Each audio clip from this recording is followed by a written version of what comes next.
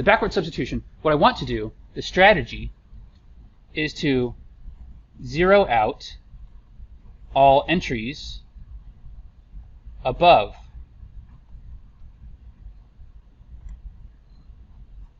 main diagonal. Okay, so I'm going to rewrite my set of equations here that I had before. So I have 1, 1, 1, dot, dot, dot, dot, dot, dot, dot, dot, 4. In the second row I have 0, negative 1, 1, negative 1. And the last row, 0, 0, 1, negative 8. Now this is a simple example. It's not always that easy. We got lucky, right? So lucky. These are 1s already.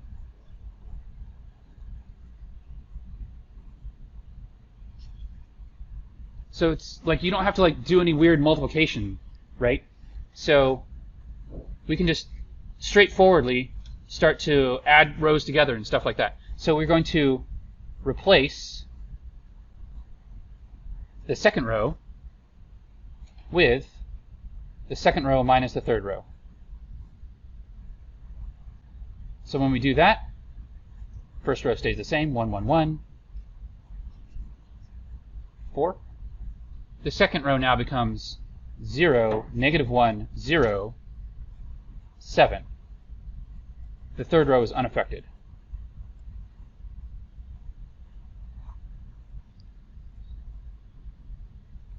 Now, we don't have to do this, but I'm going to. We're going to multiply 2 by negative 1.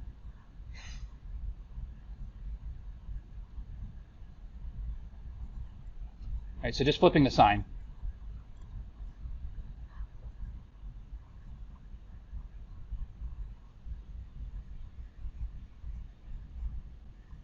Lastly, I think I wrote too big because I'm running out of room here, but we're going to replace 1 with 1 minus 3.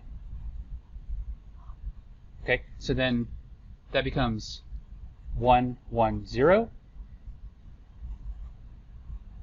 12. And then the other two rows are unaffected, 0, 1, 0, 0, 0, 1.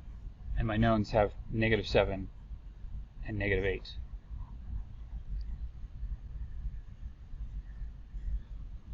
Lastly,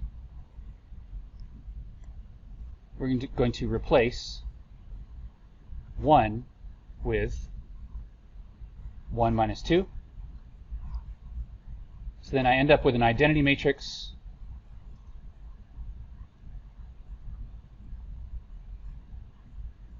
for my matrix part, and now my knowns are 19, negative 7, and 8. And I can read directly off of here what x1, x2, and x3 all are.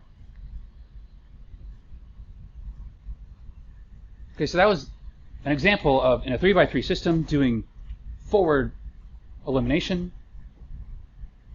which takes some time. You got to figure out what these lambdas are. You got to do all the row operations. And the back substitution actually has like the square root number of operations that you have to do. I know it wasn't obvious in a 3x3 system, but the backward substitution is a lot faster. In this particular case, it seems so fast because we had all these 1s, right? It's not always the case that way.